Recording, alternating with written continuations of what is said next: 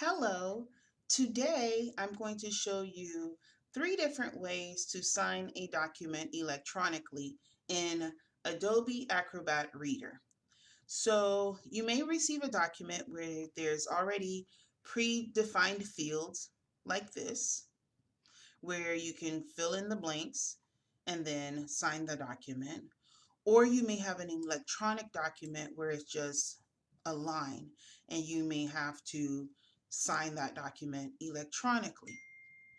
And finally, I'm going to show you the way to create a digital signature as well as another way to create a electronic signature online. Depending on what the guidance is from our leadership, will be the type of signature that you will have to utilize when signing documents. So let's begin. So in this document, you can see there's 2 different signature options. And so the first one would be the simplest, where you can just fill in the blank. So put in today's date and then click. This little red tag would say sign here if it was a physical document, but you would just click here and create or configure a new digital ID. So as you can see here, I already have digital IDs created, but for the sake of this video, I will create a new one. So once you select configure a new digital ID, select the third option, create a new digital ID, select continue. You want to save it to file, so it'll save on your computer. Continue. And then you will put in your information here. So you'll enter your name. So let's say full name here. The organizational unit and organizational name would be optional. For example, in my professional work digital ID, I may include Baptist Hospital Miami or Miami Cancer Institute for my organizational name. But for the sake of this video, the 2 required ones would be their name as well as your email address. So let's put in the email address.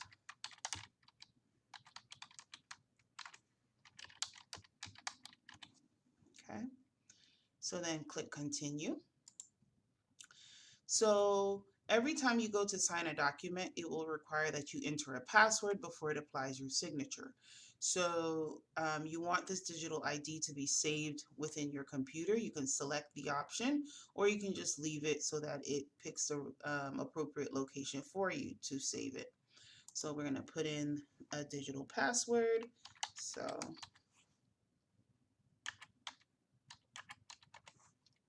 okay.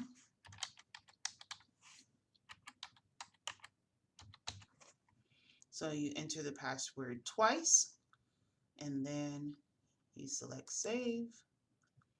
And so now you see the new digital ID that was just created. So then to proceed to signing the document, you will click continue. And this is what it would look like. It would have your full name here.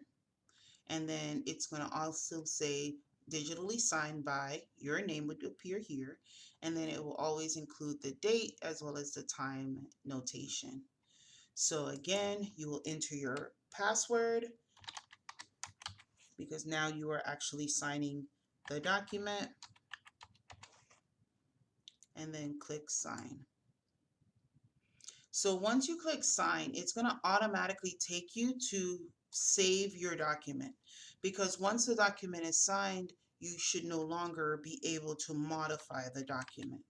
So what I normally do is I'll take the same document name and I'll just indicate at the end signed, just so that I know this is the signed version of the document.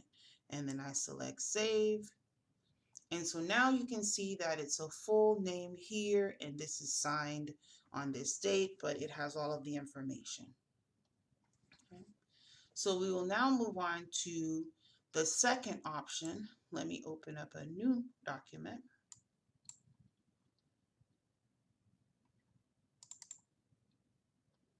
Okay. So if you needed to sign this form where there is no predetermined signature area. You can do a couple of things. You can go to Tools, right? Go to Certificates, right? And once you click on Certificate, you'll see an option for digitally sign. If you have not created a digital signature, you would then follow the steps that we just went over for you to digitally sign this document. So I'm going to click digitally sign. And so because the computer already knows that I've already created a digital signature, it's asking me to use my mouse to click and drag where I want the signature to appear. So I'm going to say, okay, I'm going to just create a box here. And now I'm going to select my signature and then click continue. Again, every time that you're signing the document, you will put in your password and then select sign. And then it's going to take you to save the document. So I'm going to select save. And now you can see my signature appears here. So this is ideally the best way to have your signature signed digitally. And some organizations will require that it's certified or signed this way as the official way to sign a document. So now we're going to show you the third and final way to do this.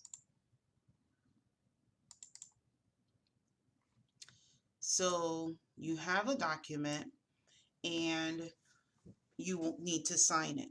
When you open the Adobe Acrobat Reader, you will have different options on the top.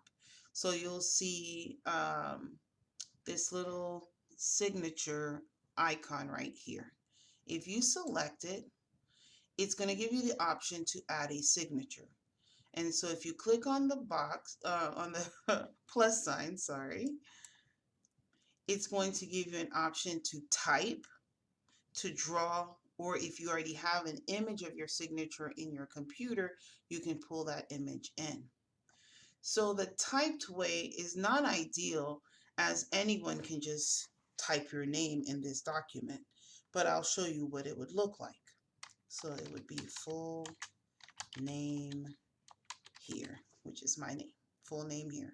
And then if you click apply, and then you can click, and now it's going to have your full name here. You can even drag it to wherever on the document you want the signature to apply.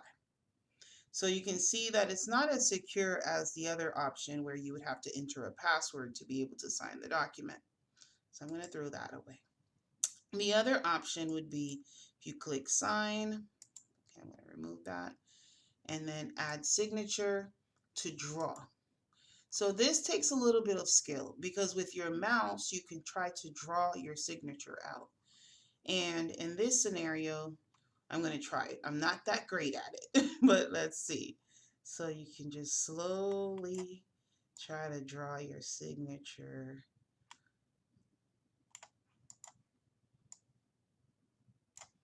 So you get the idea. Not that great at it. So then I can say, okay, this is good enough. This is my signature. And then I can click apply. And now the signature is available for me to place on the document. But again, once the signature is saved into the profile on the computer, technically anyone who opens up this your computer under your, or is using your computer under your login, they may have access to your signed or your signature, and they can apply it to a document. So that's why most organizations will want it to be digitally signed, which will require a password at the time of the signature. So that's that. So I hope this was a quick and easy way for you to learn how to create a digital signature. And if you have any questions, don't hesitate to reach out to one of your technology committee members. Have a great day.